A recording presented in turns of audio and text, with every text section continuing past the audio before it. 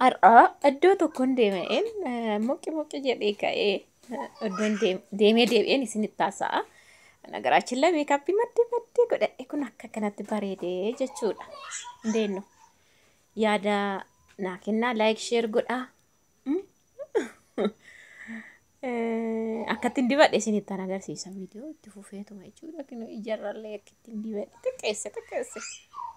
Baay'een dibadha ture meekaappii amma haadha daa'imaa waan ta'eef malee baay'een jaaladhas. Dhugaa dubbachuufi. Innaan kanaanin xixiqqeessee dibadhe jechuudha.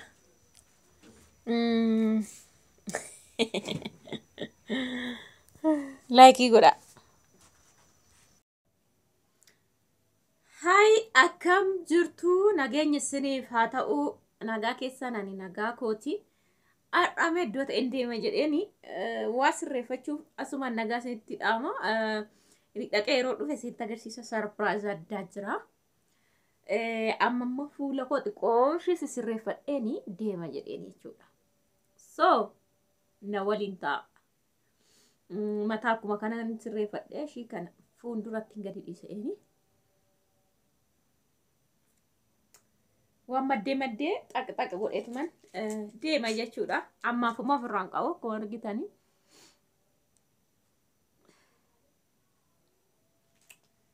Akkasii waan maddeen dibadha jechuudha. Waan maddee.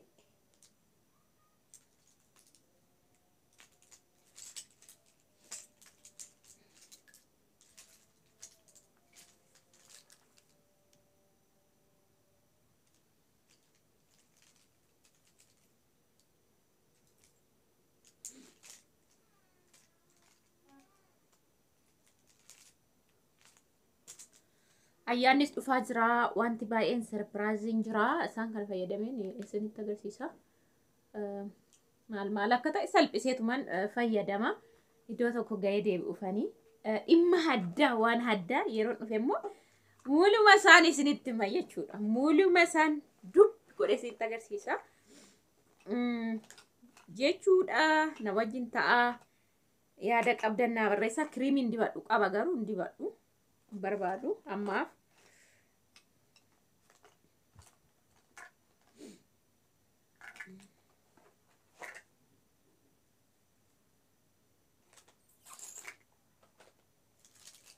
በነገራችን ላይ ayyaanni barana jiini kun baay'ee tokko daddafa baay'ee nama gammachiisas garuu qaameshan jaan darbaallee hin beeku ani waan akkanaati. Anyways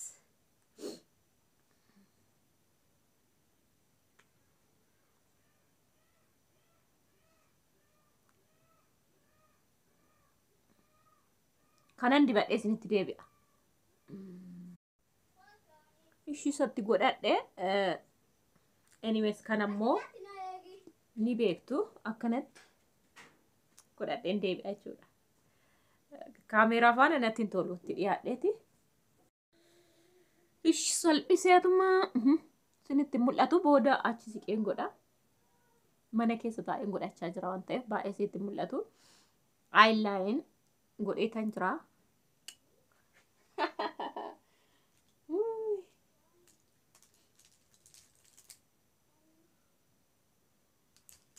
Kazaan silaa dura dibachuun qaba. Na barbaachisa jedhee yaade as keessa dibadha jechuudha. Kanarran iddoo kana silaa dura yoo ta'u eyeliner fa'iin godhatanii jechuudha. Anyways asirran dibadha. Okay. እንደዚህ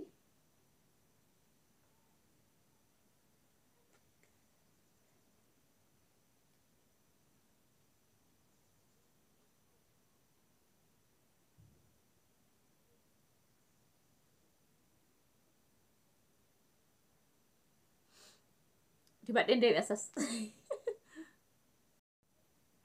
Ishii isas diimessee xiqqeessetti godhee jira. Anyways amma dhumatti nu laala na wajjin ta'a. Hundumaa nan xumura.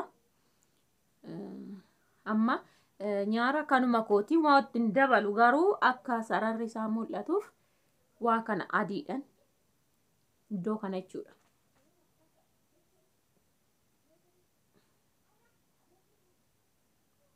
Kiriimii dibachuu dandeessu. Kiriimii fuulaa yeroo dibattan achumaan isaas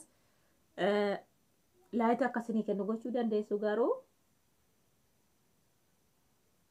kunis isuma jechuudha irsaasiidhaanii. Guutummaadhaanis jira. Kunillee kan isaati asuma jala kan godhattan.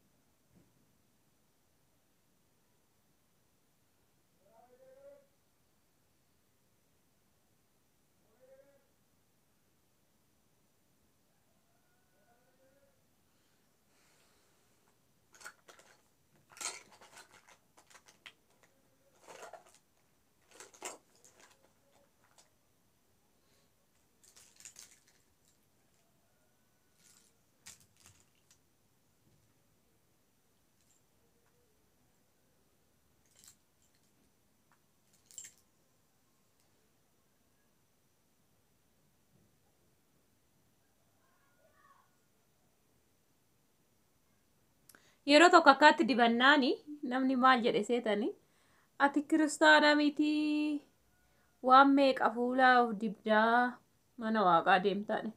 Gisee kanan dubbatina. Namni isinitti qaana isa dhiisa waanuma biraa cubbuudhum biraarraa of eega. Okay? Waa'ee meekaappii dhiisiif dibadhuunis bargit barreeffama keessan jiru garuu cubbuu biraarraa of eega. Isa kan nama barbaachisu jechuudha. Baay'eetu jira gurguddaan daandii waaqayyoo nama dhoowwu. Kun bargit kennaa waaqayyoo guutuun qaba geen normaalii otoo akkas ta'e waaqayyoon uffata uffadhaa yookiin uffatinaas jedhee miti gaafa dhalannu qullaan huume. Numatu uffate jechuudha. Haa ta'u garuu isa kana dhiisuu mirga qabdu waan amma kana cubbuu keessa sin galcha sin baasaan qabu jechuudha. Amshii baay'een kan cubbuutti nama galchu nama hin galchine jira waan ta'eef kanaaf xiqqoo nyaarri koo amma silan mana keessa taa'ee hojjetaa jiru malee mul'ate booda sitti agarsiisa jechuudha. Amma immoo hiikoo xiqqeessa fayyadama.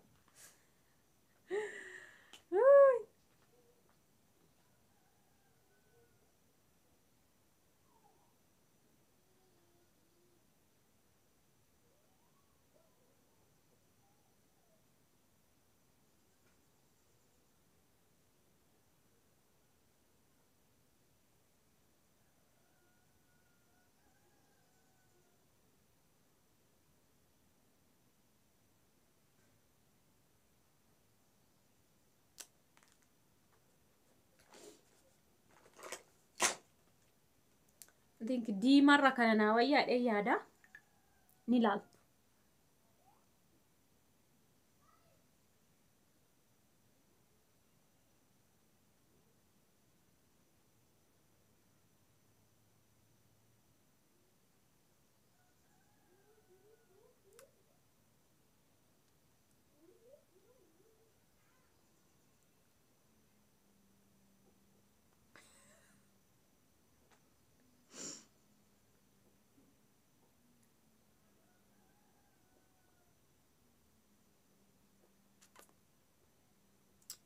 Diimas na yaala yoo akkanatti narraan ta'a bakka bargit baay'ee miti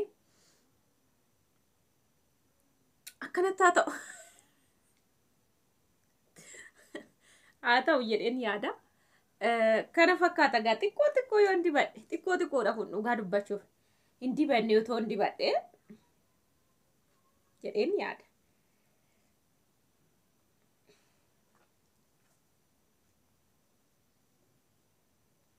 Koame xiqqoo wayin diimaarra qarqaraan haansa.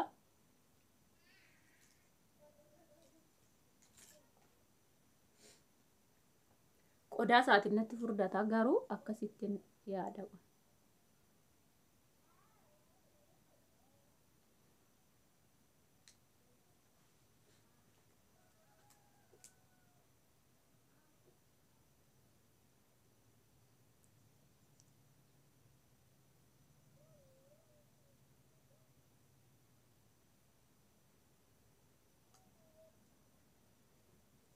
kanaan dibadhe xiqqoon ta'u qaba.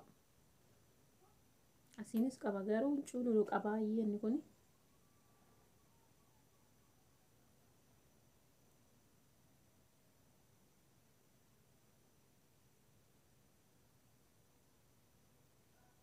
ምርጥ መጣውነት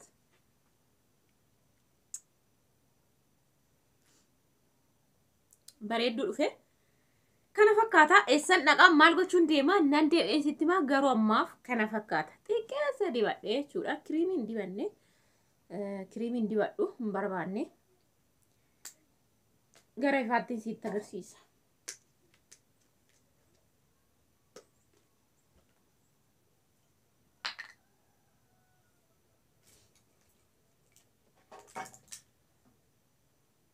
kun kan kanaatu hundi isaatu jechuudha wal fakkaata yoo beektan yoo argaa jiraattan ana jechuun laboo baay'ee keessanii itti suuqurra isatti suuqanaa bitin gaafa sargiituun godhanne kan itti guddisan sana jechuudha gaaf sanaayyuu hin godhanne dhugaa dubbachuuf gaaf sanaayyuu hin godhanne inna kanuman baqa normaalii godhadhee deema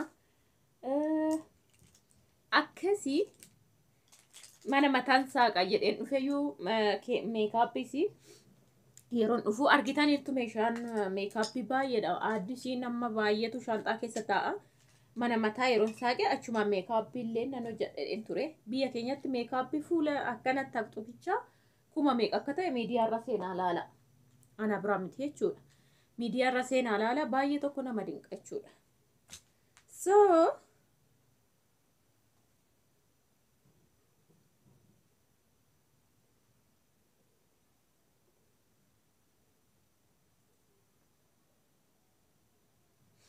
akkasitti dhaqee dhufa yoo wajjin ta'a qo'a gara ifatti isin geessa.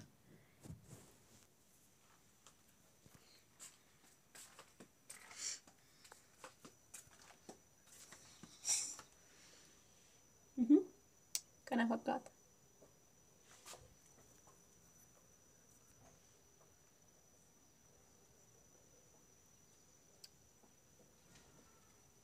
Baay'ee xixiqqeessa dibadhe baay'ee.